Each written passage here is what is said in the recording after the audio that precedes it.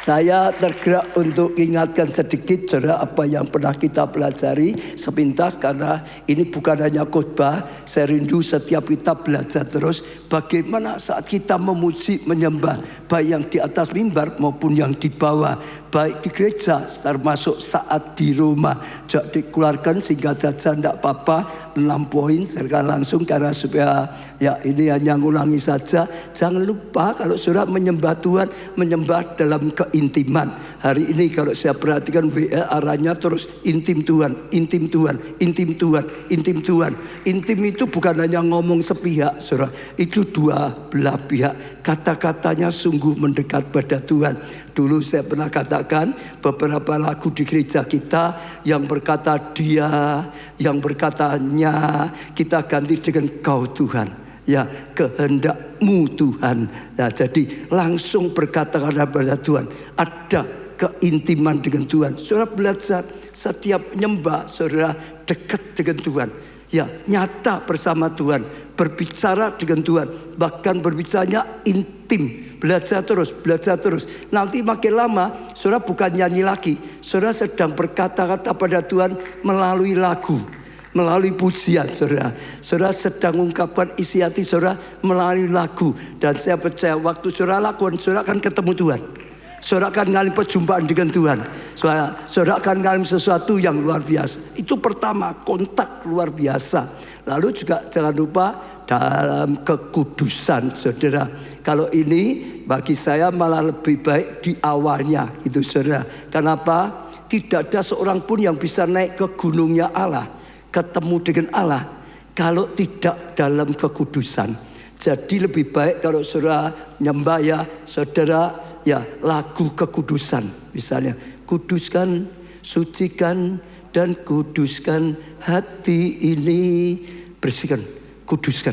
Termasuk motivasi. Termasuk kalau saudara ya memang sadar Tuhan ada dosa, ada kepahitan, ada roh-roh yang tidak baik, saudara mengaku, ampuni, selesaikan dulu di hadapan Tuhan. Kuduskan. Saat saudara mengkuduskan hati saudara, motivasi dituluskan, ya kepahitan semua dihilangkan saudara. Hati saudara murni bersih, saudara sangat mudah akan terangkat naik ke gunungnya Allah untuk ketemu dengan Tuhan dalam kekudusan. Termasuk sekarang saudara Miracle Net penting sekali, saudara minta dikuduskan, dibersihkan hati saudara. Hanya hati yang murni, hati yang kudus bisa naik ke gunungnya Allah. Amin saudara. Sehingga terus bersih saudara hatimu. Lalu kuasa iman, kata-katanya diimani.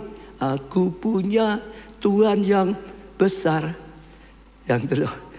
yang telah berjanji dan sanggup. Itu diimani. Tuhanku besar, lebih besar dari masalahku. Aku punya Tuhan yang lebih besar dari masalahku, gitu saudara. Aku punya Tuhan yang lebih besar dari kebutuhanku, gitu saudara. Oh, lebih besar dari apapun, saudara. Bahkan dia janji genapi. Jadi saudara bawa janji Tuhan untuk saudara digenapi, diimani, digenapi. Janji apapun saudara digenapi. Apa ya saudara, itu seperti itu saudara. Bukan hanya nyanyi ya, gunakan ini. Lalu kuasa firman, bisa menggunakan firman saudara. Saudara kalau sudah punya ayat saudara, dan saudara dapat rema maksudnya saudara. Ada rema itu dipakai. Dan saya percaya kalau saudara pakai luar biasa. Kadang-kadang kita sudah dapat rema ayat, tapi juga kadang-kadang ayat itu ada lagunya, misalnya gitu saudara.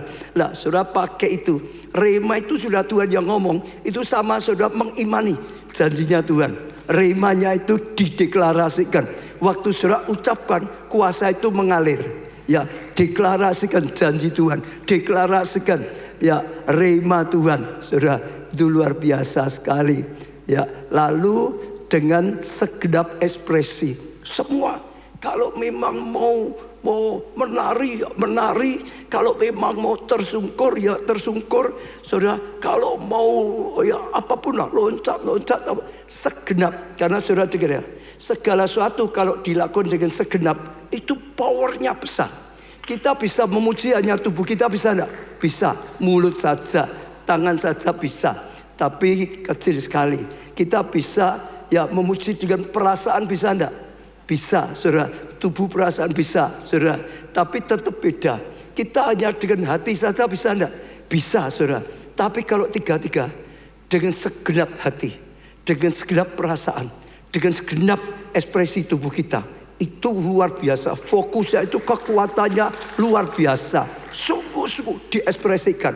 Itu akan membuat kita ya sungguh-sungguh lakukan ya firman Tuhan atau lagunya, kata-katanya itu dengan segenapnya tadi, dengan segenap hati, dengan segenap jiwa, dengan segenap kekuatan. Lalu ini yang terakhir, pakai kehancuran hati untuk memuji dan menyembah. Saudara sedang alami satu yang berat, sampai hatimu luka, sampai hatimu ya hancur, sampai engkau terkapar, saudara. Jangan undur, jangan lemah. Justru pakai saat seperti itulah saudara datang pada Tuhan. Kita berkata, Tuhan ya senang dengan orang yang hatinya hancur. Maksudnya dia akan bela, dia akan lihat hati yang hancur, ya sulu yang tidak terkulai, ya hati, tidak akan dihilangkan. Tapi justru Tuhan tanggap dengan kehancuran seperti itu, saudara. Maka Tuhan bertindak, maka Tuhan berkarya. Belajar ya, baik di sini maupun di rumah. Saudara terus, kalau saudara lupa, ini saudara lihat di YouTube kan selalu ada tuh ya, diulang itu, oh harus gini, harus gini, harus gini. Belajar praktek, nanti saudara akan mengalami sesuatu yang luar biasa, dan itu akan datangkan anugerah yang dahsyat. Tepuk tangannya yang meriah, saudara. Saya percaya itu luar biasa. Saya tertarik kita akan lihat saja satu video. Satu video boleh ya. Satu video Pak Bambang Wonogiri, saudara. Saya ingin ajak saudara ya petik pelajaran. Ini sudah berapa waktu yang lalu, tapi kita bisa petik pelajaran yang bagus. Dia itu dulunya habis-habisan. Pertama kalinya saya mengikuti Pondok Daud, itu ada kerinduan. Saya bersama istri saya. Dan waktu itu saya Pondok Daud ke GBI Keluarga Allah Widuran. Saya tidak tahu, yang saya tahu kerinduan hati saya sama istri saya benar-benar waktu itu juga dalam situasi ekonomi saya yang masih di bawah, betul-betul sangat-sangat di bawah. Tapi kami ada kerinduan, walaupun hujan saya naik motor sama istri saya. Tapi luar biasa, sekitar jam 9 saya sampai di GBI Keluarga Allah Widuran. Saya masuk ke ruang Pondok Daud. Dalam permasalahan saya semuanya, tapi puji Tuhan saya masuk ruang Pondok Daud, saya langsung dibawa Tuhan. Saya mengikuti, menuntun saya. Untuk saya tidak berdoa yang macam-macam, tapi doa saya hanya, Tuhan beri aku semakin taat dan setia. Tuhan buat aku semakin seturut dengan rencanamu Bapa. Saya seperti itu Roh Kudus menuntun saya seperti itu. Puji Tuhan saya mengikuti puji-pujian sampai nggak sadar. Saya terbawa betul-betul masuk di hadirat Roh Kudus, di hadirat Tuhan. Saya terbawa luar biasa sampai akhirnya 3 jam kalau nggak salah, 9, 10, 11, jam 12. Saya disenggol sama istri saya, dikasih tahu udah malam, terus kita mau pulang. Saya baru bangun dari doa. Tetapi ketika saya masuk ruang Pondok Daud dan setelah keluarnya berbeda, saudaraku. Karena di situ roh menyala-nyala ya. Kemenangan roh itu sudah saya rasakan. Walaupun belum secara fisik belum terjadi apa-apa. Saya pulang sama istri saya masih dalam posisi hujan rintik-rintik dari Solo ke Wonogiri. Dan luar biasa mujizat terjadi setelah 2 hari. Waktu itu saya juga belum punya pekerjaan. Setelah 2 hari dari Pondok Daud, langsung saya dapat pekerjaan dari teman. Jadi ada perusahaan developer yang memang pemasarannya kurang bagus. Kami ditunjuk, terus teken kontrak, ada perjanjian, kami disuruh memasarkan. Dan puji Tuhan, atas kuasa Tuhan juga, kami dituntun untuk bagaimana menjual. Dan itu saya merasakan saya tidak bisa berjualan, tapi kami hanya kemana-mana tidak ada pembeli. Kami sebar brosur, tidak ada pembeli. Tapi ketika itu saya dapat rema dari Roh Kudus. supaya saya cuman duduk di kantor aja. Pagi saya ke kantor, benar-benar saya laksanakan, dan ternyata tidak lama datang pembeli. Puji Tuhan, itu artinya Tuhan langsung yang menolong saya, didatangkan pembeli. Dari pembeli-pembeli itu akhirnya semakin membawa pembeli-pembeli yang lain, akhirnya itu 3 bulan bisa terselesaikan, puji Tuhan. Dan semakin luar biasanya lagi mujizat terjadi, benar-benar terjadi. Waktu itu dari pendeta Pak Hendratno di GBI Keluarga Allah Wonogiri mengatakan bahwa mau ada renovasi gereja. Dan saya beranikan untuk tangkap rema, saudaraku semua. Saya mau Tuhan, dipakai Tuhan menjadi kepanjangan tangan Tuhan untuk membangun gereja. Saya dipakai Tuhan, saya mau Tuhan. Yang sampai saat ini tahapannya sudah sampai install pembesian. Dan sebentar lagi bisa untuk lanjut untuk pengecoran. Puji Tuhan, luar biasa, struktur sudah mulai jadi dan akan bergerak terus sampai nanti sampai finishing. Pasti Tuhan kuatkan, Tuhan nyatakan, Tuhan sediakan pendanaannya. Kami dipakai Tuhan untuk membangun gereja, bukan semakin kita dibuat kekurangan, tapi sebaliknya, puji Tuhan, kita semakin dibuat diberkati luar biasa. Beberapa proyek, puji Tuhan, perizinan yang proyek kami yang di Karanganyar juga kalau bulan April bisa terselesaikan untuk perizinan, berarti Mei sudah bisa running. Terus untuk yang sebelah utara proyek juga sudah lahan kita bebaskan, kita nunggu ITR, dan beberapa lahan yang lain juga sudah kita bebaskan. Itu artinya kan luar biasa. Dan yang terpenting, kami betul-betul mendapat rema dari firman yang dibacakan pada minggu yang lalu oleh Bapak Obaja, bahwa kita benar-benar harus mengejar harta di surga, harta yang sejati. Dan saya merasakan saat ini saya terpanggil betul-betul. Satu persatu sudah diberkati Tuhan untuk bagaimana saya menjadi kepanjangan tangan Tuhan. Luar biasa, saudaraku. Itu juga Pondok Daud sampai hari ini, sampai detik ini masih kita lakukan terus. Jadi sekarang saya Pondok Daudnya di Keluarga Allah Wonogiri. Setiap hari Selasa malam pukul 7. Itu luar biasa, dan kami Pondok Daud diberkati juga. Setiap Pondok Daud kami jemput saudara-saudara seiman yang sejalur dengan kami, dan itu sukacita yang luar biasa. Dan kami mengajak saudaraku semua, mari kita semakin taat dan setia kepada Tuhan, semakin mau dibentuk untuk seturut dengan rencana Tuhan.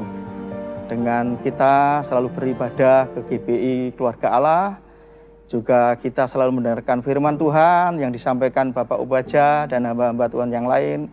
Dan kami percaya impartasi yang dari Tuhan akan tersampaikan. Haleluya, tepuk tangannya lebih meriah, saudara. Itu yang saya rindukan, saudara, supaya setiap jemaat, setiap kali datang ke gereja, ketemu Tuhan. Lalu ngalami Tuhan, dapat rema daripada Tuhan. Lalu waktu dilakukan ngalami kebenaran firman. Yang saya rindukan adalah seperti itu, saudara. Jadi kalau saya ceritakan supaya lebih jelas, dia itu dulu kalau saudara tadi tangkap habis-habisan sama sekali, saudara. Jadi ceritanya dulu adalah jemaat KA Klaten. Ini Pastor Yuli itu ada di situ dulu yang mimpin dia gitu, saudara. Karena terus ngalami ekonominya parah sekali, akhirnya merantau ke luar pulau, saudara. Di luar pulau berjuang juga tetap gak bisa berhasil, tetap saja gak bisa jalan, ya parah sekali, pulang lagi ke Klaten gitu, saudara. Ya akhirnya saudara bergumul ke Wonogiri, saudara. Jadi gabung di KA Wonogiri itu, saudara. Satu hari dia dengar Tuhan yang nyuruh ke Solo Pondok Daud. Dia tegar seperti itu, saudara. Lalu boncengkan istrinya datang ke Pondok Daud. Tadi itu malam ya, jam 9 baru sampai sini. Ya dia naik sepeda motor, saudara. Lalu saudara perhatikan tadi ya, waktu doa, saudara, dia pas. Karena Pondok Daud lebih banyak pujian, memberi pujian. Ya, Pondok Daud itu beda dengan menara doa. Menara doa fokusnya doa. Jaga kota, doakan kota. Kalau Pondok Daud itu mempersembahkan tahta, mempersembahkan pujian bagi Tuhan, ya, sehingga dia lakukan tadi bukan dia terus nyembah Tuhan. Dan kalau saudara bisa perhatikan, dia dengan segenap hati, segenap perasaan, segenap tubuhnya sampai lupa 3 jam. Jadi itu aja baru diingatkan istrinya, ini sudah malam loh, baru diajak pulang. Karena apa? Dia sungguh-sungguh masuk hadirat Tuhan. Dia sungguh-sungguh mengalami perjumpaan dengan Tuhan. Kalau enggak sebentar kita sudah enggak kuat. Betul enggak saudara? Jadi dia sedang mengalami penyembahan yang sungguh-sungguh saudara. Sampai sungguh ketemu Tuhan, sampai mengalami Tuhan saudara. Dan dia berkata waktu pulang sebetulnya secara roh sudah beda. Tadi dikatakan, betul enggak? Secara roh sudah beda. Di hatinya sudah beda. Ada rema, ada pengurapan, ada sesuatu. Lalu setelah pulang, berapa hari, terus mulai hari demi hari, ngalami, dibukakan jalan oleh Tuhan. Ngalami berkat yang luar biasa. Dari tidak punya pekerjaan, ada orang yang punya proyek pembangunan, nggak laku. Lalu ngajak dia kembangkan, diberkati Tuhan, maju. Lebih besar lagi, lebih banyak lagi, lebih besar lagi, lebih banyak lagi saudara. Terus dibawa Tuhan makin dan makin lebih lagi. Lalu dengar ya tempat kita ke Wonogiri tadi dia bilang renovasi saudara. Dia tergerak, saudara tahu enggak, tergerak biayai sendiri loh saudara itu. Tergerak dia bangun karena dia juga pembangunan tahu saudara ya. Dikerjakan, tadi sudah kelihatan sedikit saudara. Saudara ya ini baru saja HUT saya ke sana. Ini dalamnya, luarnya coba dikeluarkan. Nah saudara seperti ini saudara luarnya. Ini tinggal penyelesaian saudara. Ini namanya bukan renovasi, ini bangun baru saudara. Karena gedung gereja kita itu yang di sampingnya ini loh saudara. Njobo tadilah gedung gereja kita Wonogiri itu yang ini. Kalau ini namanya bukan renovasi, ini bangun baru. Saudara tahu enggak ya, gedung gereja yang sekarang itu 200 lebih. Kalau ini 600, ini 200 lebih saudara. Ini 600 lebih saudara. 3 kalinya loh saudara. Malah 2 lantai. Ayo, heran apa enggak? Heran, dari orang itu enggak ada kerjaan sama sekali loh. Enggak punya jalan keluar loh. Ya, Tuhan bisa bergerak. Kalau kita ketemu Tuhan, hidup berjalan dengan Tuhan, itu luar biasa. Pujian penyembahan membuat kita mendekat pada Tuhan, membuat kita ketemu dengan Tuhan, membuat kita berjalan bersama Tuhan. Tuhan yang dahsyat akan ngalami. Saya rindu setiap kita, setiap saudara ngalami. Bukan berarti tidak ada masalah. Sampai sekarang dia juga menghadapi masalah. Tapi banyak sekali masalah, dia terus teguh. Sekalipun masalah, dia terus maju. Sekalipun masalah, terus pembangunannya jalan terus saudara. Ya, makin selesai, makin selesai, makin selesai. Dan saya percaya pasti selesai dengan luar biasa, dipakai luar biasa. Dan menurut saya kalau ini sudah jadi, itu gedung gereja terbesar di Wonogiri. Iya, menurut saya kalau itu sudah jadi, itu gedung gereja yang terbesar di sana saudara. Itu Tuhan kita luar biasa. Maka ya saudara, saya ajak terus kita latihan, kita belajar latihan menyembah yang sungguh-sungguh. Tuhan disenangi. Sampai bahasa Inggris ada loh, artinya memberkati hatinya Tuhan. Loh, kita manusia kok memberkati saudara Tuhan, betul gak? Tapi dengan pujian yang sungguh-sungguh, memang yang diingini Tuhan, memang yang disukai Tuhan, itu memberkati Tuhan, memberkati hatinya Tuhan. Sehingga Tuhan itu gak pernah piut utang saudara, betul gak? Limpahkan kasih setia, limpahkan anugerah yang luar biasa sekali. Amin. Kita sudah belajar banyak saudara. Kita sudah belajar ya, ini kalau nggak salah ketiga ya, atau ketiga mungkin. Bagaimana pujian penyembahan luar biasa sekali saudara. Ya, Yosafat dikepung, lalu Tuhan gerakkan bangun pasukan pujian penyembahan saudara. Waktu mereka mulai memujikan pujian penyembahan, bahwasanya untuk selama-lamanya kasih setia Tuhan, maka Tuhan nggak bisa diam. Tuhan hadir, musuh kacaukan, musuhnya saling pembunuh sendiri, dihancurkan. Maka mereka datang, hanya tinggal lihat kemenangan sudah dilakukan oleh Tuhan. Malah harusnya dijarah dapat jaran saudara. Harusnya tangisan jadi pujian, tarian luar biasa sekali. Saudara, kita juga sudah mendengar. Kalau saudara sedang dikepung masalah apapun, jangan takut. Gunakan pujian penyembahan itu senjata strategi yang luar biasa. Lebih daripada sekedar kekuatan apapun, saudara. Karena Tuhan yang berperang gantikan kita. Amin. Ingat Daud, Saul karena sudah nggak bisa taat, ditinggal Tuhan, terus diganggu roh jahat. Setiap kali Saul diganggu roh jahat, minta Daud datang untuk main kecapi, untuk nyembah Tuhan. Dan waktu Daud itu pakar pujian penyembahan ya saudara. Waktu dia mulai nyembah Tuhan dengan kecapinya, Tuhan hadir. Tuhan nyatakan hadirnya. Tuhan berkarya. Maka roh-roh jahat yang ada di Saul ketakutan, lari terbirit-birit. Saudara, otomatis pergi sendiri, lepas dari roh jahat. Sama, kalau saudara diganggu roh jahat, jangan takut. Pujian penyembahan. Tuhan hadir dalam hidupmu, Tuhan hadir dalam rumahmu, Tuhan hadir di tempat kerjamu. Setan-setan, tuyul-tuyul lari terbirit-birit, genderuwo lari terbirit-birit. Amin saudara. Terang datang, semua kegelapan jadi lenyap. Jangan takut saudara. Saya ngalami dulu, pernah saya saksikan kontrak rumah. Wah, semua takut, RT-nya takut, sopir saya takut, saudara. Masuk halaman saya takut. Ya, tapi saya gak tahu kenapa. Saya pakai komsel, pujian penyembahan ditinggikan. Waktu Roma itu dipakai pujian penyembahan, dipakai doa-doa, dipakai firman Tuhan. Tuyul, setan, genderuwo apapun lari. Gak pernah ada satupun yang muncul karena sudah bersih. Amin. Jangan takut dengan kuasa roh jahat. Lalu apalagi dibelenggu. Rasul Paulus dengan Silas, betul? Di penjara, ya dipasung saudara. Ya di penjara suatu, nggak bisa apa-apa, sampai nggak bisa bergerak, sampai nggak bisa keluar. Waktu dia memuji nyembah dengan luar biasa, Tuhan senang, Tuhan hadir, terjadi gempa saudara. Oh, semua pasungan ya rontok saudara, pintu penjara rontok saudara, keluar dari penjara. Malah akhirnya kepala penjara bersama seluruh keluarganya bertobat, diselamatkan, terima Yesus. Amin. Di penjara oleh apapun jangan takut. Tuhan itu luar biasa. Ada satu yang sekali lagi saya rindu saudara tangkap, pujian penyembahan itu dahsyat, itu luar biasa. Itu senjata untuk akhir zaman. Kalau saudara gunakan, saudara lakukan satu luar biasa sekali.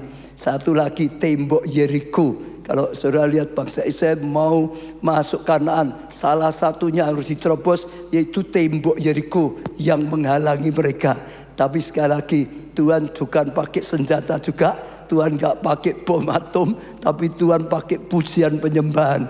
Waktu mereka ya mulai bersorak bagi Tuhan, waktu mereka mulai memuji-muji Tuhan, temboknya roboh. Ya, yang menghalangi roboh, maka mereka menerobos saudara. Semua yang tertutup untuk saudara, jangan takut. Pujikan pujian penyembahan yang menghalangi roboh saudara. Dan ya ada breakthrough, terobosan dalam hidup, dalam studi, dalam pekerjaan, dalam keuangan, dalam pelayanan, breakthrough. Amin. Itu senjata akhir zaman. Saat ini saya rasa Tuhan ingin kita sungguh-sungguh, bukan sekedar nyanyi, memuji, nyembah, tapi sungguh-sungguh belajar, berlatih, mempersembahkan yang terbaik bagi Tuhan kita, mempersembahkan yang terbaik bagi Raja di atas segala raja. Jadi nanti lagi kalau puji nyembah ya kapanpun ya saudara di rumah di sini, saudara berusaha yang terbaik, bukan hanya sekedar pujian penyembahan biasa. Kalau saudara supaya bisa ingat ya, ingat seperti gini. Kalau saudara misalnya jadi penyanyi, penari istana, dengar dulu ya. Penyanyi, penari mana? Bukan jembatan ya. Penyanyi, penari istana. Lalu saudara dipanggil di istana. Raja bersama pembesar-pembesar duduk. Raja duduk di tahtanya. Kira-kira saudara nyanyi, nari asal-asalan apa? Berusaha sebagus mungkin, betul nggak? Kalau presiden gitu saja, saudara dipanggil di istana, mempersembahkan lagu atau saudara akan berjuang sebaik mungkin. Belajar sampai Raja senang, tepuk tangan. Sampai Tuhan senang. Goalnya ke situ ya saudara. secara pribadi maupun dalam ibadah. Saya jamin, secara pribadi saudara akan mengalami seperti Daud. Jadi orang kesukaannya Tuhan. Orang kesukaannya Tuhan. Sampai akhir zaman pondok Daud harus dibangun lagi. Seperti Daud memuji, menyembah. Itu dirindukan Tuhan. Waktu kita menjawab kerinduan Tuhan, kita akan menjadi seperti Daud pada zamannya Daud. Dan itu sesuatu yang luar biasa. Tepuk tangannya lebih meriah. Sekarang baru mulai khotbah, saudara. Hari ini kita akan, tapi tadi penting saudara, karena dasar seperti itu kalau saudara gak diulang aja sepintas dan khotbah hilang lagi. Hari ini kita akan belajar saudara dengan seorang bernama Yehuda. Sekali lagi siapa saudara? Yehuda. Sekali lagi siapa saudara? Yehuda. Yehuda itu mengubah keadaan luar biasa sekali saudara, dengan pujian penyembahan. Saya akan cerita dulu perjalanan ibunya. Ibunya bernama Lea. Ibunya siapa saudara? Bernama Lea saudara. Kita akan belajar dulu ya tentang ibunya. Kejadian 29 ayat 31 dan seterusnya. Kejadian 29 ayat 31 mulai. Ketika Tuhan melihat bahwa Lea itu siapa? Ibunya Yehuda. Kata Lea itu siapa? Ibunya Yehuda. Tidak dicintai. Tidak dicintai oleh suaminya. Saudara, dibuka nyala kandungannya. Tetapi Rahel mandul. Ceritanya saudara, waktu Yakub ini saudara, dia melarikan diri sana, lalu dia jatuh cinta dengan Rahel sebetulnya. Lalu mertuanya, calon mertuanya berkata, kamu harus kerja dulu 7 tahun. Ya, free, gak usah dibayar. Kalau engkau sudah 7 tahun, anakku Rahel tak kasihkan kamu. Dia kerja 7 tahun. Lalu sudah 7 tahun diadakan pernikahan. Dan waktu pernikahan selesai, zaman dulu kan pakai kerudung toh saudara ya. Gak lihat toh saudara ya mempelainya. Kalau sekarang dirias secantik mungkin, dulu dikasih kerudung. Dibuka, bukan Rahel, Lea. Kakaknya, taciknya, Mbak Yunya. Dia kaget, dia parah-parah. Gimana? Aku disuruh kerja 7 tahun. Katanya nanti Rahel dikasihkan. Kenapa aku ditipu? Kenapa kok Lea? Kok Mbak Yunya? Kenapa kok kakaknya? Enggak Rahel. Lalu Yakub, bukan Yakub, itu calon mertuanya berkata, ada tradisi di tempat kita. Yang nikah itu harus kakaknya dulu. Enggak bisa langsung adiknya. Kamu enak-enak langsung adiknya. Kalau kamu mau kerja 7 tahun lagi. Nah gitu saudara. Nanti aku kasihkan adiknya. Saudara. Jadi karena cintanya pada Rahel, dia kerja lagi sampai 7 tahun saudara. Setelah 7 tahun saudara, baru dikasih Rahel. Maka hatinya, cintanya itu pada Rahel, bukan kepada Lea saudara. Jadi bagi Lea enak enggak? Jadi istri tapi tidak dicintai. Enggak enak. Maka di sini dikatakan Tuhan tahu dia itu menderita karena tidak dicintai, atau minimal kurang dicintai lah gitu saudara. Atau minimal dibedakan, oh Yakub lebih cinta Rahel. Jadi istri rasanya enak enggak seperti ini? Enak enggak? Istri-istri, suami-suami, ombo suami. Ya pasti tidak enak. Tapi saudara jangan takut ya. Tuhan itu adil. Tuhan itu memperhatikan orang yang susah. Tuhan itu memperhatikan setiap saudara kita dan saya. Kalau kita sedang bergumul, Tuhan tidak pernah tinggal diam. Dengar ya, Tuhan kita Tuhan yang baik. Maka dikatakan dia diberkati anak. Saudara, Rahel ditunda. Ini sudah dicintai, yuk ditunda. Yang diberkati Lea. Saudara, dari ini ingat, kalau saudara sedang dalam pergumulan gak usah takut. Saudara dibedakan oleh orang tua, gak usah takut. Dibedakan oleh bosmu, gak usah takut saudara. Di jadwal saudara agak beda, gak usah takut. Tuhan itu setia. Tuhan itu tahu pergumulan saudara. Asal saudara berusaha yang baik loh ya. Jangan hidupnya gak baik terus minta dia kasih lebih ya gak bisa. Kalau saudara sungguh-sungguh, Tuhan itu tahu. Tuhan akan mendengar doamu. Tuhan akan menjawab. Tuhan akan menolong saudara. Karena Tuhan kita Tuhan yang peduli. Ada toh lagunya Tuhan peduli ya saudara. Kalau saudara ngalami ini nanti pulang di rumah nyanyi. Allah ngerti, Allah peduli segala persoalan yang kita hadapi, akan pernah dibiarkannya ku bergumam sendiri. Saudara saudara dengar ya, ini rema, saya percaya ini rema. Saudara yang sedang bergumul berat, ya, saudara yang sedang bergumul berat, dibedakan atau punya masalah apapun, saudara, nyanyi lagu ini nanti di hadapan Tuhan. Gunakan firman ini tadi, ya, gunakan firman. Engkau peduli Tuhan. Engkau tadi berfirman. Aku dengar di internet, yang online juga. Engkau peduli Tuhan. Nyanyi lagu ini di hadapan Tuhan tadi. Gunakan ayat ini, gunakan kata-katanya, nyanyi di hadapan Tuhan. Tuhan gak akan diam. Apa yang difirmankan tidak akan kembali dengan sia-sia. Saudara tangkap firman. Saudara itu tangkap janji Tuhan. Saudara nanti akan lihat Tuhan peduli. Tuhan nyatakan dalam kehidupan saudara. Amin saudara. Ya, jangan takut, jangan sukut-sukut.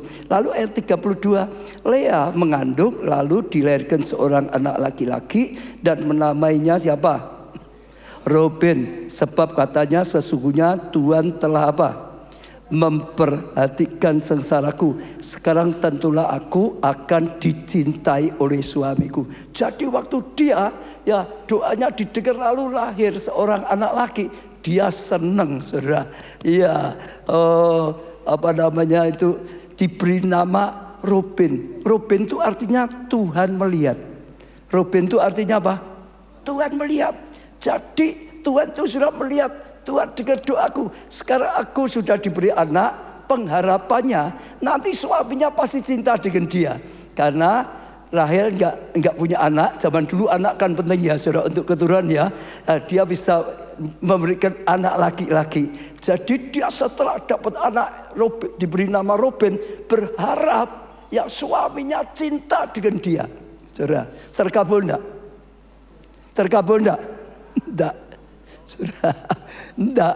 Dia pengharapannya suaminya lalu cinta tetap belum saudara. Lalu ya saudara ya, dia berharap seperti itu saudara. Lalu ayat 33, mengandung pulalah ia lalu melahirkan seorang anak laki. Maka ia berkata, sesungguhnya Tuhan telah mendengar. Tapi Tuhan melihat, lalu dia kasih anak. Sekarang dia berkata, Tuhan kau mendengar doaku. Ternyata belum dicintai suaminya gitu saudara. Tuhan mendengar bahwa aku tidak dicintai. Berarti kan belum terkabul saudara. Betul enggak? Sampai anak kedua saudara. Lalu diberinya pula lalu diberinya pula anak ini padaku. Maka ia menamai anak itu siapa? Simeon. Simeon itu artinya apa? Tuhan mendengar. Sekarang Tuhan sudah mendengar doaku. Ya, suamiku pasti sekarang dijamah Tuhan. Suamiku pasti mencintai aku. Terkabul enggak? Sekarang berubah. Apa ini ayat itu? Ternyata belum terkabul loh saudara. Luar biasa. Ayat 34 saudara. Mengandung pula ia lalu melahirkan seorang anak laki-laki. Maka ia berkata, sekali ini, nah ini beda. Sudah 2 kali, sekarang yang ketiga loh ini. Mosok kebangetan, sekali ini suamiku akan lebih erat padaku. Jadi dia percaya yang ketiga ini, sungguh-sungguh sekarang lebih cinta pada dia. Lebih dekat dengan dia, suaminya, lebih erat ya dengan dia, saudara. Karena aku telah melahirkan 3 anak laki-laki baginya. Zaman dulu anak laki-laki itu luar biasa. Itulah sebabnya ia namai anak itu apa? Lewi. Lewi artinya apa? Melekat, saudara. Dia imani anak ketiga, suamiku sekarang melekat padaku. Suamiku melekat padaku. Lebih dekat dengan aku. Lebih melekat padaku. Terkabul enggak? Siapa yang bilang enggak, belum angkat tangan? Yang bilang sudah angkat tangan. Ayatnya sudah keluar belum? Ya belum tahu. Sekarang ayat 35, saudara lihat, Tuhan itu Tuhan yang luar biasa kok. 35, mengandung pula lah ia, lalu melahirkan seorang anak laki-laki. Maka ia berkata, ya, sekali ini aku akan apa? Sekali ini aku akan bersyukur kepada Tuhan. Sekarang dia tidak mikir lagi, suamiku lebih merhatikan aku, suamiku lebih erat dekat dengan aku, suamiku lebih cintaku. Sudah tidak dipikir. Dia hanya pikirnya bersyukur pada Tuhan. Dia nggak mikir berharap pada suaminya, dia nggak mikir berharap pada keadaan lagi, tapi dia hanya tahu kebaikan Tuhan. Maka kali ini beda. Dulu namanya itu dipakai untuk berharap. Oh, suaminya sadar, ya ingat, ya aku sudah memberikan anak. Suaminya supaya sadar, sudah 3 anak. Semuanya itu belum tidak terjadi. Yang dipikirkan sampai dikasih nama itu nggak terjadi. Tapi kali ini beda. Dia apa? Waktu dapat anak ketiga, dia tidak mikir suaminya harus A, B, C, D, tidak ada. Yang dipikir dia, Tuhan baik, aku bersyukur kepada Tuhan. Itulah sebabnya ia namai anak itu Yehuda. Saudara dengar, apa artinya Yehuda? Bukan, Yehuda itu namanya pujian. Yehuda itu apa, saudara? Pujian. Jadi sekarang dia enggak ngurus yang lain, dia enggak terus ngotot dengan Tuhan, betul saudara? Dia enggak fokusnya pada keadaannya jadi baik, enggak. Dia enggak, wah suamiku jadi baik, sudah. Dia enggak mikirkan suamiku harus jadi baik, ingin merubah suaminya, kan gitu saudara, betul enggak? Dia ingin dengan punya anak, suamiku berubah, ingin merubah. Dia bukan ingin merubah hatinya, dia ingin merubah suaminya, bukan hatinya dia. Dia ingin merubah keadaannya, bukan hatinya Tuhan. Enggak terkabul 3 kali. Keempat, dia beda. Dia tidak mengubah suaminya, dia mengubah hatinya. Pengharapannya bukan suaminya, pengharapannya bukan keadaannya, pengharapannya, andalannya, kepercayaannya Tuhan. Dia bersyukur. Lalu dia memuji Tuhan, memuji Tuhan. Ingatnya memuji Tuhan, memuji Tuhan, memuji Tuhan, memuji Tuhan, memuji Tuhan. Diberkati bukan, wah berkatnya tidak. Bersyukur, memuji Tuhan. Ini kuasa pujian. Tangkap ya. Yehuda itu artinya pujian. Ada kuasa luar biasa di dalam pujian. Ini lebih hebat daripada doa-doa minta. Saudara, minta nggak salah, minta itu baik, mintalah supaya aku beri, itu baik, nggak salah. Tapi semua itu punya level, iman itu punya level. Ya iman dalam minta dengan iman yang bersyukur, iman yang memuji itu levelnya lebih tinggi yang memuji. Saudara, berani percaya, nggak susah, bersyukur pada Tuhan, memuji, sukacita dalam Tuhan, bergembira dalam Tuhan. Tuhan baik. Pagi baik, siang baik, sore baik, malam baik, dulu baik, sekarang baik, selama-lamanya baik. Allah turut bekerja dalam segala hal untuk mendatangkan kebaikan. Dia merubah hatinya, dia merubah doanya, dia merubah pujiannya. Lagunya dirubah. Kalau dulu lagunya lagu ngenes-ngenes, patah hatiku mengenang dia, sakit hatiku kalau ingat dia. Sekarang dirubah, itu dibuang. Betapa ya Tuhan, selama-lamanya kebaikan Tuhan yang tidak pernah berubah. Betul saudara, luar biasa. Singkat cerita saudara, ada anugerah yang luar biasa sekali. Lalu di antara semua anaknya dia, yang paling diberkati, yang diberi nama pujian, yaitu Yehuda. Saya baca ya, Kejadian 49 ayat 8 sampai 10. Jadi ini ceritanya waktu Yakub sudah tua, sebelum mati, lalu dia mulai nubuatkan setiap anaknya. Setiap anaknya dinubuati, setiap anaknya diberkati dengan doa-doa terakhirnya dia, dengan nubuatan.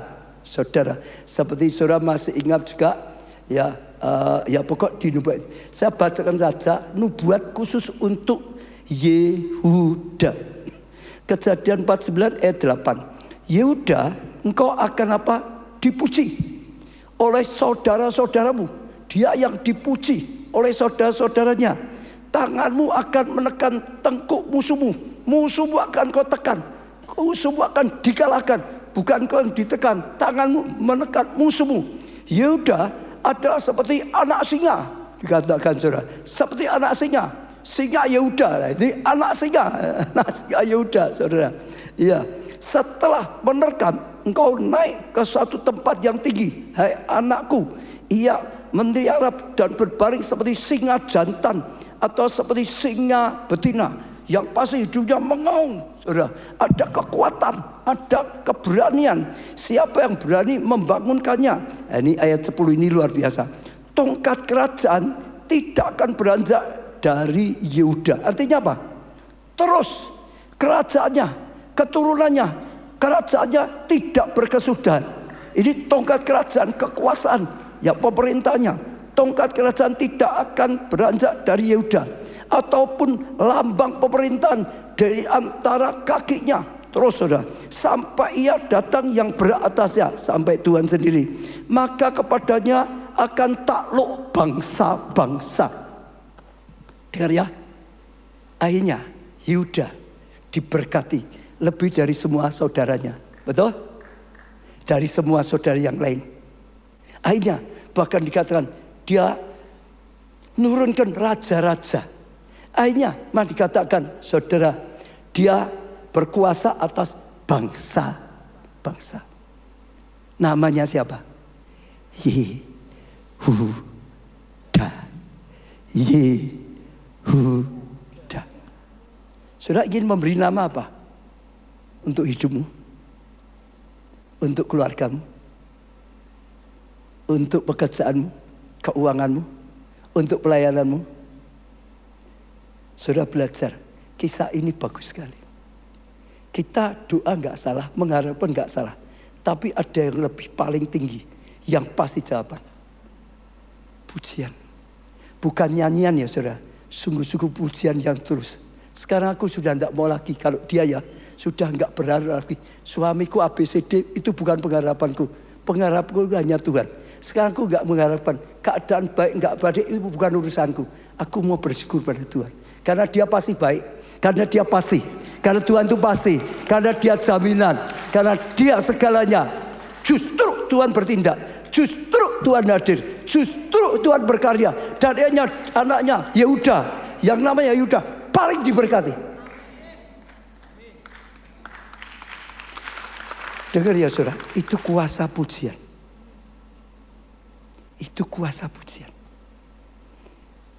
Anak yang keempat itu punya nama pujian. Dia seorang pujian. Luar biasa. Sejak petik pelajaran dari ibunya. Kata-kata itu penting sekali saudara. Kata-kata. Kata-kata tidak baik, salah, hancur. Kata-kata yang baik luar biasa. Kita ngomong bisa membuat orang imannya lemah jadi kuat, bisa tak? Tapi bisa enggak perkataan kita membuat orang hatinya luka? Hatinya hancur, bisa enggak? Itu mulut ini saudara. Apalagi yang keluar dari dalam hati kita. Itu naik membumbung di hadapan Tuhan. Tadi saya sengaja minta dikeluarkan. Berapa hari ini Tiongkok dan Jepang ribut. Nah, saudara, ribut gara-gara apa? Bukan, ributnya gara-gara PM-nya itu loh. PM-nya Jepang itu loh saudara. Apa coba dibaca ya. Pernyataan ceroboh PM Jepang. Ya, Sadet Takaichi, ya, picu ketegangan antara Tiongkok dan Taiwan, saudara. Dia ngomong apa? Dia ngomong kalau sampai Taiwan diserang Tiongkok, kita akan bela Taiwan. Loh, orangnya popo kok dadak ngomong gitu, nggak gaya-gaya masalah. Tiongkok marah toh? Nggak ada apa-apa ngomong sendiri. Kalau Tiongkok nyerang Taiwan, dia akan maju, dia siapkan tentara mau bela Taiwan. Tiongkok tersinggung, marah, saudara. Dan ngalami, itu hanya perkataan loh, mulut ngomong saja loh saudara. Ya lanjutkan, apalagi ini saudara, Cina peringatkan warga untuk tidak pergi ke Jepang. Sahamnya anjlok pariwisata anjlok, saudara. Saya baca kalau enggak sekitar 500.000 wisatawan tiba batal, cancel semua. Hotel-hotel langsung ya kurang 40%. Langsung pariwisatanya hancur itu, saudara. Ya, turis Cina batal ini 500.000 penerbangan, ternyata bukan orang loh, saudara. 500.000 penerbangan loh, pesawat loh, saudara. Ya terbesar, ya terbang ke Jepang, ya batalkan. Nah, apalagi boikot wisata Cina, Henan, Jepang 80%. Turbaul yang batal malah 80%. Kerugian mencapai kira-kira 220 rupiah. Oh, triliun, saudara. Ini gara-gara mulut hanya ngomong itu aja loh, saudara. Betul toh? Apalagi masih ada enggak? Gara-gara pernyataan ya sana Takaichi, Tiongkok tutup import hasil laut dari Jepang. Ekspornya juga jadi macet, jadi kacau semua. Lanjutkan lagi. Ya ini, Cina murka, Jepang terancam kehilangan pasar ekspor. Berapa ini? 1.900 triliun apa rupiah? Apalagi masih ada apa? Selesai. Nah, saudara dengar ya, mulutmu itu penting. Terhadap orang saja bisa efeknya besar, apalagi terhadap Tuhan. Dengar, kalau engkau nyakiti Tuhan bahaya, tapi kalau engkau bisa nyenangkan Tuhan, anugerah besar. Betul? Betul? Betul? Lebih baik sungut-sungut atau bersyukur? Lebih baik yang negatif atau yang positif? Gunakan. Ada kuasa luar biasa. Sekarang saya lihat kehidupannya Yehuda sendiri. Tadi tentang Lea ya, ibunya ya. Sekarang tentang Yehuda. Yehuda itu punya masa apa ya? Masa kecilnya sebenarnya yang kelam. Jadi tidak baik lah, nakal lah gitu gampangannya gitu, saudara. Ya, pokok ada yang tidak baik, saudara, waktu mudanya. Tapi akhirnya dia bisa mengalami perubahan yang luar biasa sekali. Ya, saya bacakan langsung aja yang kedua itu ya, saudara. Itu saya baca ayatnya aja. Kejadian 37, 26, 27, saudara. Kejadian 37 ayat 26, 27. Lalu kata Yehuda kepada saudara-saudaranya itu, apakah untungnya kalau kita membunuh adik kita itu dan menyembunyikan darahnya? Marilah kita jual dia kepada orang Ismail ini, tetapi jangan kita apa-apakan dia, karena ia saudara kita, darah daging kita, dan saudara-saudaranya mendengarkan perkataannya. Jadi ceritanya gini, Yusuf dapat mimpi. Semua kakaknya semua sakit hati, nggak senang. Waktu Yusuf disuruh ngirim makanan, malah ditangkap masukkan sumur kering. Kalau itu tinggal mati kering dia di padang gurun. Lalu dia berkata pada saudara yang lain, kita angkat aja, apa ditaruh sini, dijual aja, dapat yen, dapat untung itu, saudara. Dia pakai hitungan, saudara. Diangkat aja, jual. Ini ada orang Ismail, jual jadi budak saja. Jadi siapa yang jual Yusuf jadi budak di Mesir? Inisiatifnya siapa? Yehuda. Dia yang punya inisiatif, yang ngajak saudara yang lain, jual aja Yusuf ke Mesir. Jadi budak, dijual loh, saudara. Bukan liburan di Mesir loh, dijual, saudara. Jadi budak. Inilah Yehuda. Jadi waktu itu wah, tidak baik sekali. Lalu yang berikutnya ada satu yang tidak baik sekali. Ya, ceritanya panjang, saudara baca aja Kejadian 38. Jadi dia begini, Yehuda itu punya beberapa anak, saudara ya. Lalu dia punya menantu-menantu. Ya, anaknya yang tua meninggal, lalu harus zaman dulu itu ganti anak yang kedua, saudara. Yang meninggal, ketika yang meninggal, lalu dia berusaha ngamankan, disuruh kamu pulang saja. Anak yang berikutnya ini masih kecil gitu, saudara. Tapi maksudnya dia sebenarnya sudah nggak mau tanggung jawab dengan keturunannya itu. Jadi menantunya disingkirkan gitu, saudara. Nggak dipedulikan. Menantunya merasa wah tidak adil. Lalu menantunya punya cara. Satu kali Yehuda sedang pergi satu tempat, menantunya dengar. Lalu menantunya pergi ke daerah situ, pura-pura jadi seperti pelacur pinggir jalan. Ya, Tamar namanya. Jadi waktu dia lewat, nah itu kan mata belang saudara. Ketok pelacur lalu mampir gitu saudara. Ini bukan sopir Solo loh ya. Ngaso mampir bukan saudara. Ini dia mampir saudara. Mas mampir orang gua duit saudara. Loh betul ceritanya saudara baca Alkitab. Nggak banyak uang. Nah ini dia nggak tahu ini mantunya sendiri saudara. Aja pakai itu nggak tahu saudara. Kamu nggak harus ada jaminannya. Lalu tongkatnya buat jaminan. Tongkatnya dia buat jaminan. Tongkat dan satu barang lagi apa? Stempel kalau usah buat jaminan. Besok aku akan datang lagi bawa uang tak bayar. Sudah selesai.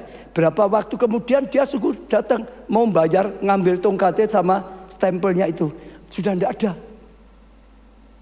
Karena ini sebenarnya bukan pelacur, ini mantunya. Nah, setelah sekian lama dia dapat kabar. Mantunya Tamar hamil, mateng, malah dia pakai di sini. Kurang ajar ini, menantu. Ya, anakku ndak mati, dia kok hamil, kok mateng sendiri. Diadili semua, di hadapan semua orang. Saudara tahu enggak? Ini kalau zaman dulu loh saudara, zina itu bisa dirajam loh. Lempari sampai mati loh. Semua dihadapkan. Lalu Tamar, kau kok hamil dengan siapa? Gimana? Ditanya. Lalu dia gini, menantunya keluarkan. Aku ya dihamili oleh pria yang punya tongkat dan stempel ini. Dengar saudara, waktu dia diadili, kalau dia ini zina bisa dibunuh saudara, dia keluarkan bendanya. Yang punya tongkat dan cap ini. Kaget Yehuda. Itu tongkatnya. Itu stempelnya. Dia kaget. Ayo, kalau ada yang ngalami gini gimana? Nuduh-nuduh orang, kadang-kadang orang gitu lah. Nuduh, kamu ini bercila. Orang nanti dia sendiri. Ya, kita jangan suka nuduh-nuduh orang saudara ya. Padahal juga nyuri loh ya. Ya, curi, nuduh pencuri gitu saudara ya. Tapi hebatnya setelah itu dia nyesal, dia ngaku. Dia nggak salah, yang salah aku. Hebatnya di sini bertobat. Saudara baca karena itu pasal panjangnya. Akhirnya dia bersyukurnya gitu. Dia sadar, waktu sudah terbuka seperti itu, ya sudah. Dia ngaku, nggak cari yang lain-lain. Dia ngaku salah. Dia nggak salah, yang salah aku. Jadi Tamar nggak apa-apa. Dia ngaku yang salah dia. Tuhan suka. Setelah itu dia bertobat sungguh-sungguh. Orang yang suka pujian penyembahan dengar ya. Saat salah, benar-benar ditegur, cepat menyesal. Kalau saudara suka mendekat dengan Tuhan, dengan orang yang nggak suka mendekat dengan Tuhan itu beda. Saul nggak suka pujian penyembahan, ditegur berulang-ulang ya, dablek terus, tetap bebal seperti itu. Daud ditegur, tersungkur, nyesal, dan bertobat. Dia mulai ubah hidupnya, dia mulai ya perbaiki hidupnya. Kejadian 38 ayat 26. Yehuda memeriksa barang-barang itu, lalu berkata, bukan aku, tapi perempuan itu ini tadi yang menyesal itu ya, yang benar. Karena memang aku tidak memberikan dia kepada Sela anakku dan tidak bersetubuh lagi dengan perempuan itu, menyesal tadi. Sekarang perubahannya Yehuda.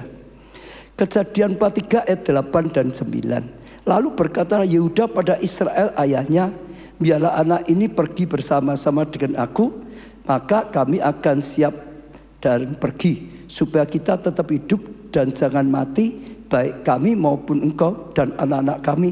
Akulah yang menanggung dia.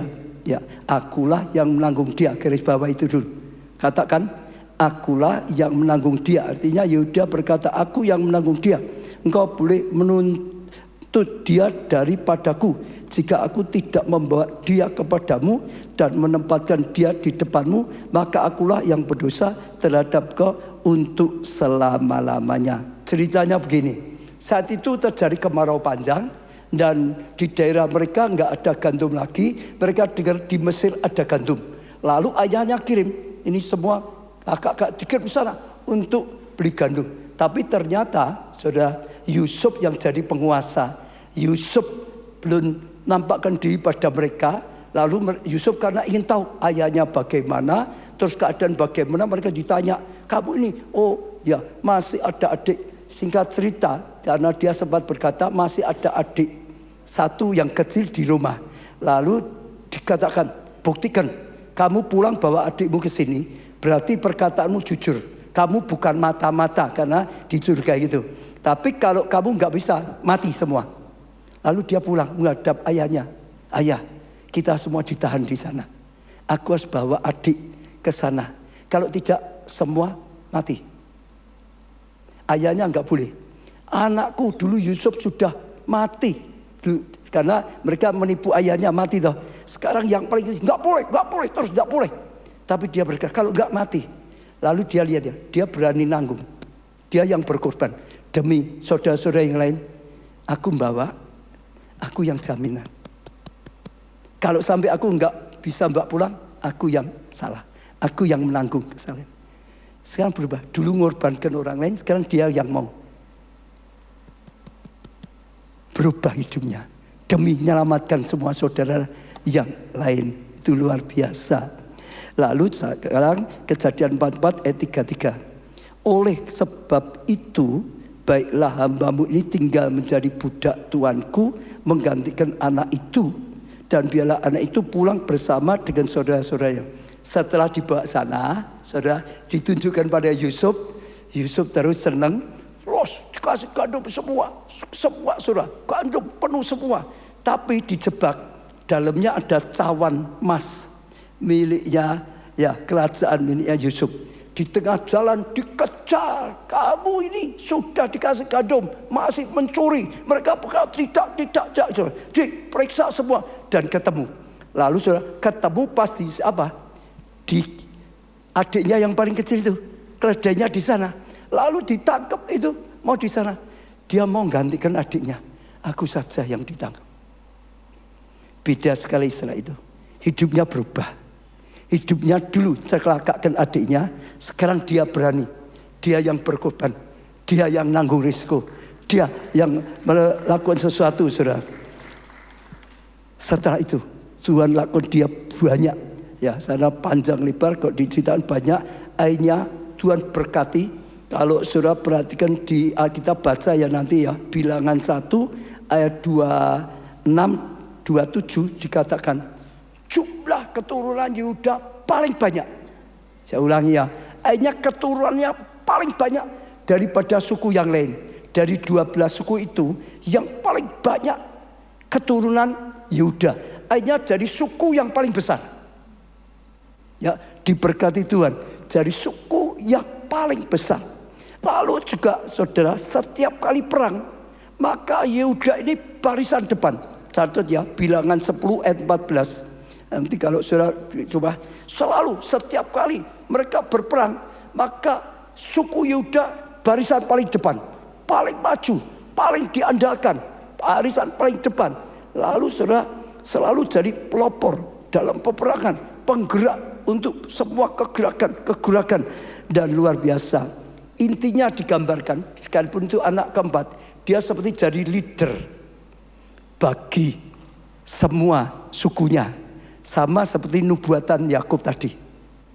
Dia yang akan bawa tongkat kepemimpinan lebih dari saudaranya yang lain, saudara. Iya, dan yang luar biasa, akhirnya dia menurunkan Daud.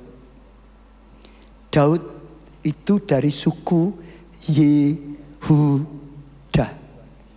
Dengar ya. Maka Daud punya pengurapan praise and worship. Dengar. Daud itu dari suku Yehuda. Maka dia punya pengurapan praise. Maka dia bangun pondok Daud. Maka dia terus hidupnya penuh dengan pujian, penyembahan. Sebab ya Yehuda sejak kecil sudah dipanggil pemuji, penyembah. Sejak kecil terus sampai besar. Terus setiap itu sukunya selalu disebut. Sukunya itu pemuji, penyembah, pemuji, penyembah, pemuji, penyembah, pemuji, penyembah, pemuji, penyembah. Itu saya percaya nurun terus sampai Daud sejak remaja sudah jadi pemuji, penyembah, pemuji, penyembah, pemuji, penyembah. Dia yang bangun pondok Daud, dia dipakai Tuhan. Dan itu yang Tuhan ingin lakukan sampai sekarang. Betul? Ada pengurapan di sini, nurun. Lalu yang lebih hebat lagi, dia yang menurunkan Yesus. Dia yang menurunkan Yesus. Jadi Yehuda sampai ke Daud, Daud sampai Yesus, Mesias. Yesus itu suku Yehuda. Maka disebut singa dari Yehuda.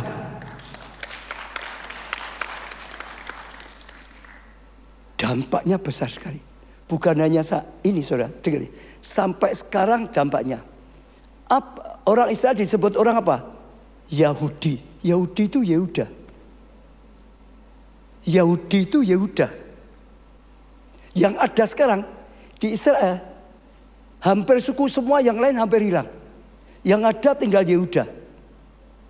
Yang tersisa dulu waktu dicerai beraikan oleh Tuhan, hilang semua, rontok semua. Tapi Yehuda tetap eksis. Yehuda tetap ada. Yehuda tetap bangkit lagi. Yehuda tetap bersemi. Yehuda tetap kokoh sampai sekarang. Sekarang mereka itu Yehuda. Keturunan Yehuda yang sekarang itu tetap eksis. Dan saya percaya itu sesuatu yang luar biasa. Saya tidak perpanjangkan firman, tapi saya hanya ingin saudara tangkap ya. Ini akhir zaman. Saudara dengar betapa hebatnya pujian penyembahan. Pujian penyembahan merubah kerajaan. Betul? Dipegang oleh Saul hancur. Dipegang oleh Daud yang mengandalkan pujian penyembahan. Tuhan hadir, Tuhan berkarya, Tuhan bawa kemajuan. Betul? Kita Indonesia, Kairos untuk Indonesia, untuk lawatan. Sudah dengar ya? Saya selalu berkata nanti tiba-tiba akan ada lawatan besar-besaran, akan ada Tuhan besar-besaran. Apa artinya lawatan besar-besaran? Artinya lawatan besar-besaran Tuhan hadir, Tuhan berkarya nyata, Tuhan lawat nyata. Itu namanya lawatan besar-besaran. Bagaimana Tuhan nyatakan hadiratnya luar biasa saat pemulihan praise and worship. Saya ingat Jumat kemarin, masih ingat tabernakel. Alat tabernakel itu sama dengan pemulihan gereja. Kalau bisa dikeluarkan juga boleh sedikit. Ada 5 alat, masih ingat. Gereja dulu, gereja mula-mula 2000 tahun yang lalu diperlengkapi dengan semua yang dibutuhkan untuk kegerakan gereja, untuk pertumbuhan gereja, untuk selamat gereja, luar biasa. Tapi dari tahun ke tahun karunia-karunia itu makin hilang. Ya sampai akhirnya akhir abad 15 saat gereja Katolik jual surat pengampunan pakai sertifikat. Keselamatan pun sudah hilang. Maka mulai dipulihkan satu persatu. Saudara masih ingat nih pemulihan pertama apa saudara? Ya mesbah kebakaran yaitu apa? Martin Luther. Pengampunan, keselamatan nggak bisa. Dengan sertifikat pengampunan, dengan uang nggak bisa. Dengan apapun tidak ada yang bisa. Hanya satu, iman pada korban anak domba Allah. Maka akhirnya terus jadilah gereja-gereja aliran Protestan. Karena dianggap protes mereka. Ya saat ini sudah ya Protestan. Lalu setelah itu keluar lagi. Setelah dipulihkan keselamatan, pulihkan tentang baptisan. Dulu kacau balau. Maka lahirlah gereja aliran baptis. Ini sejarah saudara bisa baca. Tahunnya terus nyambung. Tahunnya ternyambung. Serta itu bukannya baptisan, dipulihkan juga meja roti. Apa? Injil. Diselamatkan baik, dibaptis baik. Harus hidup sesuai dengan firman.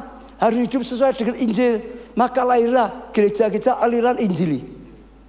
Lalu saat itu dipulihkan lagi. Ini pelita. Apa itu saudara?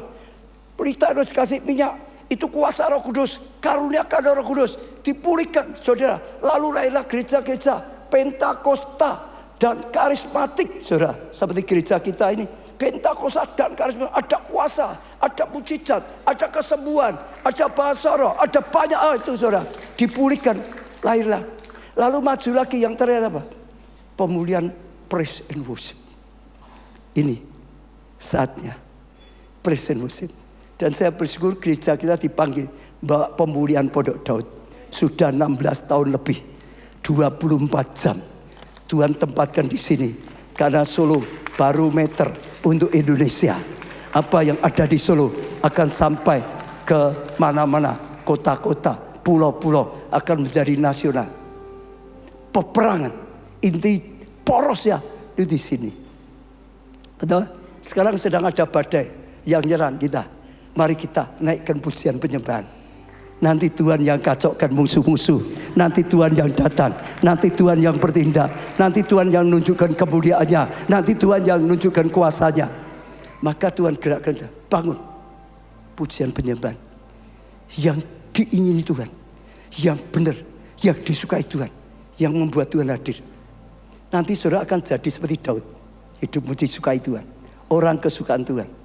Nanti komselmu, nanti ibadah, ya pondok, nanti miracle net, nanti setiap ibadah yang disukai Tuhan, penuh hadirat, penuh karya Tuhan, dan penuh kedahsyatan Tuhan. Semua bangkit berdiri, semua bangkit berdiri.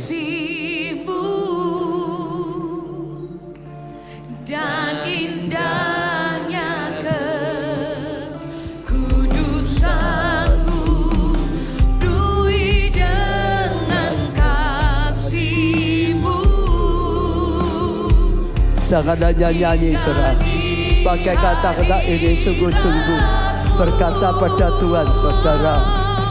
Ku mengangkat tanganku dan ku bersyukur menyembahmu, penuhi dengan kasih-Mu. Diam di hadirat-Mu,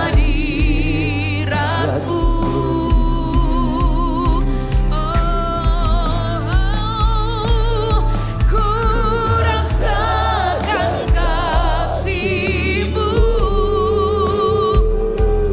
dan indahnya kekudusan-Mu, penuhi dengan kasih-Mu. Diam di hadirat-Mu, ku mengangkat tanganku dan ku bersyukur menyembahmu, penuhi dengan kasih-Mu. Diam di hadirat-Mu. Oralah pasakan, menyembah Tuhan saudara. Semua menyembah Tuhan saudara. Datang pada Tuhan saudara. Minta Tuhan saudara. Firman ini jadi pewahyuan bagi saudara. Firman ini jadi pembukaan ilahi bagi saudara. Minta firman ini jadi rema bagi saudara. Hamba-Mu sudah sampaikan Tuhan. Engkau yang menyingkapkannya, Engkau yang membukakannya, Engkau yang jadikan ini rema bagi setiap kami.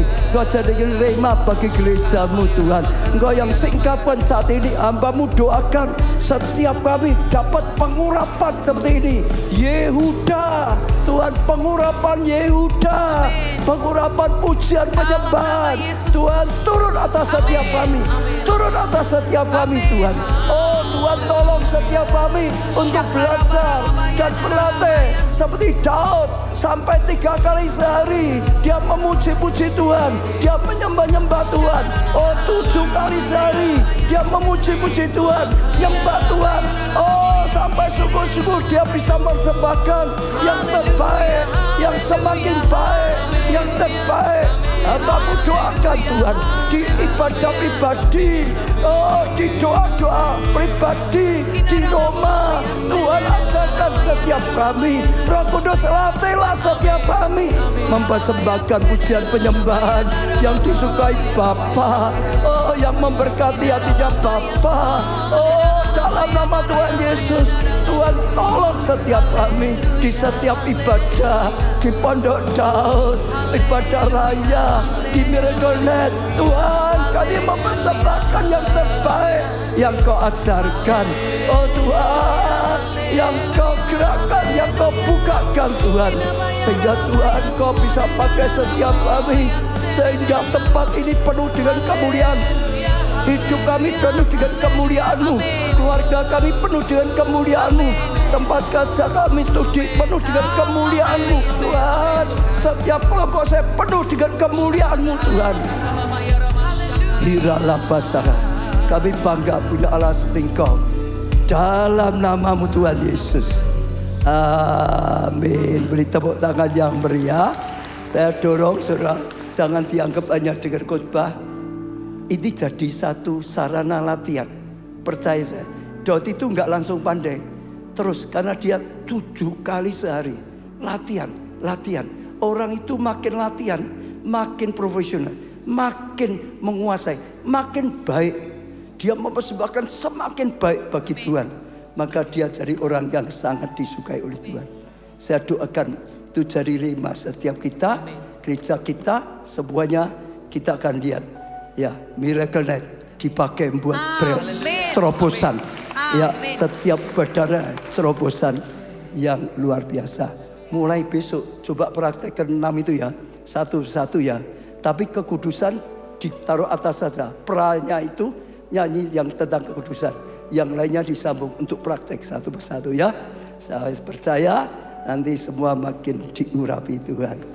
Katakan terima kasih Tuhan.